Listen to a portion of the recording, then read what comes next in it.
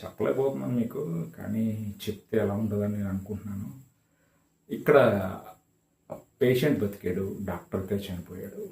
So patient ఎవరంటే మన అన్ని విధాలుగా కష్టపడి ఎలాగైనా బతకాలి అని బతికిన మన రామ్ చరణ్. డాక్టర్ ఏంటంటే ఈయన ఎలాగైనా బతికించాలి, ఏదో ఒకటి చేసి బతికించాలి అనుకున్నాడు, కానీ డాక్టర్ బతికించాల, పేషెంటే బతికాడు తనకు తాను. సో మీకు సినిమా చూస్తే అర్థమవుతుంది. బట్ రామ్ చరణ్ గారు మీ యాక్టింగ్కి సెల్యూట్. అయితే ఆయన ప్రూవ్ చేసుకున్నాడు. ఆ బాడీ ట్రాన్స్ఫర్మేషన్స్ కానీ, ఆయన యాక్టింగ్ స్కిల్స్ కానీ, ఒక సెకండ్ హాఫ్లో వచ్చే ఒక కుస్తీ సీక్వెన్స్ కానీ, ఇవి మాట ఒక మన Ram Charan highlight performance and emotional scenes. ఇవి వరకు రామ్ చరణ్ వెరీ గుడ్, అసలు very very very very good. Second one వచ్చి మన అప్పల్ సూరి జగపతి బాబు గారు అద్భుతమైనగా పెర్ఫామ్ చేశారు ఆయన. కానీ ఆయన ప్రీ రిలీజ్ ఈవెంట్లో ఒక డైలాగ్ చెప్తారు కదా, అదైతే మూవీలో లేదు. మరి మా దగ్గర అయితే ఆ సీన్ అయితే లేదు. ట్రైలర్ కట్లో కూడా ఒక డైలాగ్ ఉంటుంది, ఇంటికి వెళ్ళి ఒక డైలాగ్ చెప్తారు, అది కూడా లేదు. అప్పల్ సూరి గారి క్యారెక్టర్ని ఎక్కడో ట్రిమ్ చేసి తగ్గించారని నేను అనుకుంటున్నాను. బట్ ఆయన క్యారెక్టర్ మాత్రం one of the best character. But కొంచెం ఆ డైలాగ్స్ కూడా చెప్పుంటే ఇంకా బాగుండేది. థర్డ్ క్యారెక్టర్ ఎవరిది అంటే ఎవరిది లేదు, వీళ్ళిద్దరే సినిమా అంతా.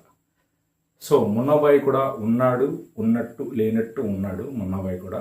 ఇంకో ఫోర్త్ జాన్వీ కపూర్ అయితే నాకెందుకో దీంట్లో కూడా ఆవిడకి పెద్ద స్కోప్ లేదు పాపం.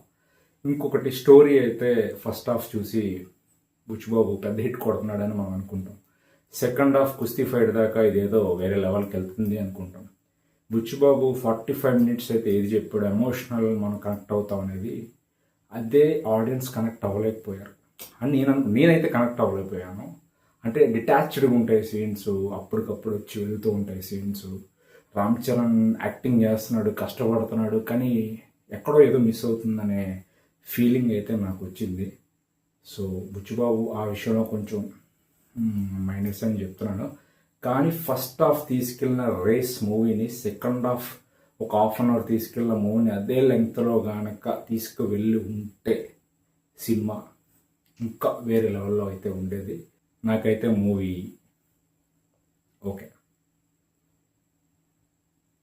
నచ్చితే లైక్ చేయండి, షేర్ చేయండి, సబ్స్క్రైబ్ చేయండి. నేను మీ తనీష్. నా వైపు నుంచి జెన్యూన్ రివ్యూస్ అయితే మీకు ఉంటాయి. Good night and good morning.